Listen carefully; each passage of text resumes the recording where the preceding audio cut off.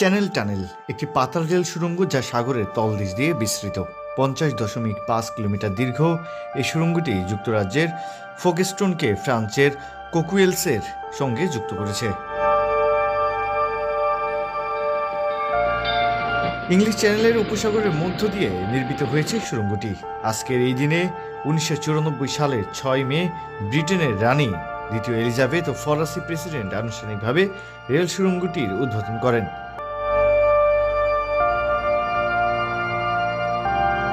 যদিও এই সুড়ঙ্গ দিয়ে ইউরোস্টার নামের রেল পরিষেবা চালু হয় ওই বছরের নভেম্বর থেকে।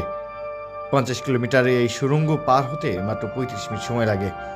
সময় সাশ্রয়ী হওয়ায় এটি চালু হওয়ার অল্প দিনের মধ্যেই ফেরির বদলে মানুষ সুড়ঙ্গ দিয়ে চলাচল শুরু করে। অল্প দিনেই জনপ্রিয় হয়ে ওঠে সুড়ঙ্গটি।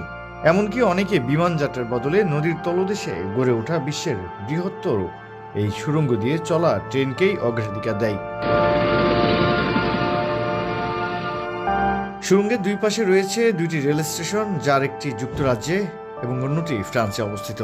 ব্রিটেন থেকে সরাসরি ব্রাসেলস কিংবা আমস্টারডাম পর্যন্ত ট্রেন যোগাযোগ ব্যবস্থায়ও যুগান্তকারী ভূমিকা রাখে এই রেল সুড়ঙ্গ। ইংলিশ চ্যানেলের নিচ দিয়ে যোগাযোগ ব্যবস্থা গড়ে তোলার ধারণা প্রথম উত্থাপিত হয় 1802 খ্রিস্টাব্দে। ব্রিটিশ রাজনৈতিক ও জাতীয় নিরাপত্তা ইস্যু ইত্যাদি কারণে বিলম্বিত হয় এর কাজ। অবশেষে ইউরো টানেল নির্মাণের কাজ শুরু হয় 1988 সালে, আর নির্মাণ কাজ শেষ হয় 1994 সালে।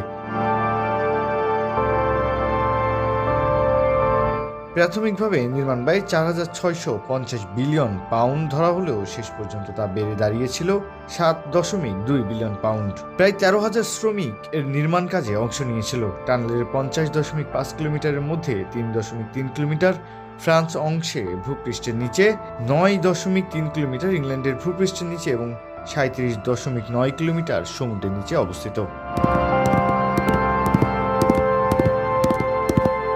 গত 25 বছরে এই সুড়ঙ্গ দুই দেশের মধ্যে যোগাযোগ ব্যবস্থায় যুগান্তকারী ভূমিকা রাখার পাশাপাশি দুই দেশের মধ্যে সম্পর্ককেও আরও গভীর করেছে। প্রতি বছর 45 লাখ মানুষ চ্যানেল সুড়ঙ্গ ব্যবহার করেন। এই সুড়ঙ্গ দিয়ে 140 বিলিয়ন ডলারের মালামাল পারাপার হয়। সময়ের সঙ্গে সঙ্গে আধুনিকায়ন হয়েছে চ্যানেল টানেল সুড়ঙ্গের রেল ব্যবস্থা। সুড়ঙ্গ দিয়ে চলছে আধুনিক সুবিধা সম্পন্ন ট্রেনও। তাই দিন দিন আরও বেশি আকর্ষণীয় হয়ে উঠছে এই সুড়ঙ্গ। বলতে গেলে ইউরোপের পরিবর্তনে গুরুত্বপূর্ণ ভূমিকা রেখে চলেছে এই চ্যানেল সুড়ঙ্গ। দর্শক, এই ছিল আমাদের আজকের এপিসোডে। কেমন লাগলো তা জানাতে অবশ্যই কমেন্ট করুন আমাদের কমেন্ট বক্সে। যারা নতুন তারা চ্যানেলটি সাবস্ক্রাইব করে দিন। আবারও দেখা হবে নতুন কোনো এপিসোডে। ততক্ষণ ভালো থাকুন, এই কামনা।